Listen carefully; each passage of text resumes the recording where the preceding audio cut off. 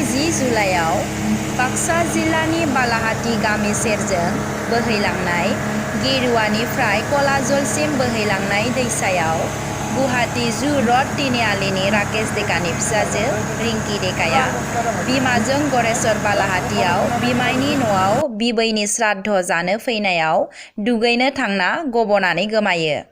गोमानाय रिंकीखौ SDRFआ गोबां नागिरसेयावबो दिनैसिम गोथै सहखौ बोखांनो हायाखै।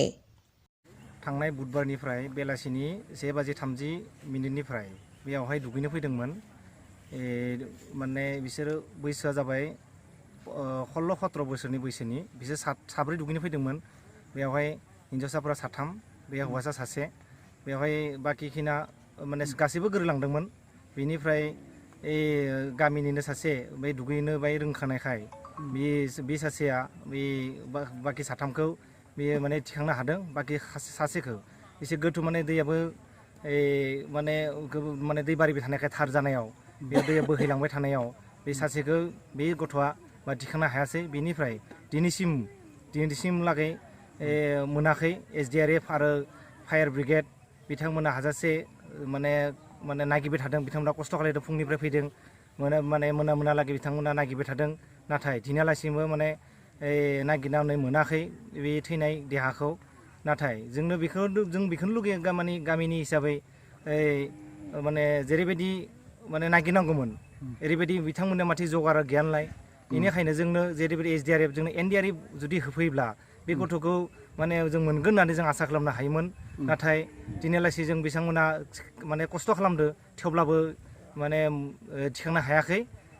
बेखिनियानो आरो। পিছদিনাও আৰু এখন SDRF বাহিনী আহিল। আহি সেইখনেও নাও লৈ ঘূৰি পাকি চাই খুব সেই দ্বীপ কি বুলি কয় এইটো দুবাৰু আৰু দুবাৰুই চব গোটেই নদীটো চাইছে, মোটামুটি অঞ্চলটো চোৱাৰ পিছতো একো সন্ধান পোৱা যোৱা নাই।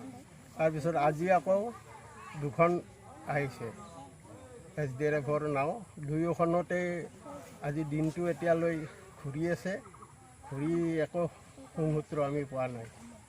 কি ক'ব যি উদ্ধাৰকজন এতিয়ালৈকে পোৱা নাই, সন্ধান পোৱা নাই আৰু চলাবনে? আচ্ছা, এইটো ঘটনা হ'ল চলাবতো এইটো ওপৰৰ পৰা নিৰ্দেশ আহিলে আমি চলাব পাৰিম। আমিতো আৰু নাই, আমাৰ একোৱেই নাই ইয়াত। SDRF বাহিনী ৰঙিয়াৰ পৰা আনো আৰু ধৰক নদীটো জলপৃষ্ঠ বহুত উঠি গ'ল আৰু সোঁতটো বিৰাট তীব্ৰ সোঁত, সেইকাৰণে অলপ অসুবিধাও হৈছে। আৰু ধৰক চাৰিওফালে বানপানী নাওবিলাক চবতে লগা হৈছে আজিকালি। এতিয়া কি কৰে ওপৰৱালা অফিচাৰে গম পাব, সেইমতে হ'ব। আমিতো আহিম আৰু।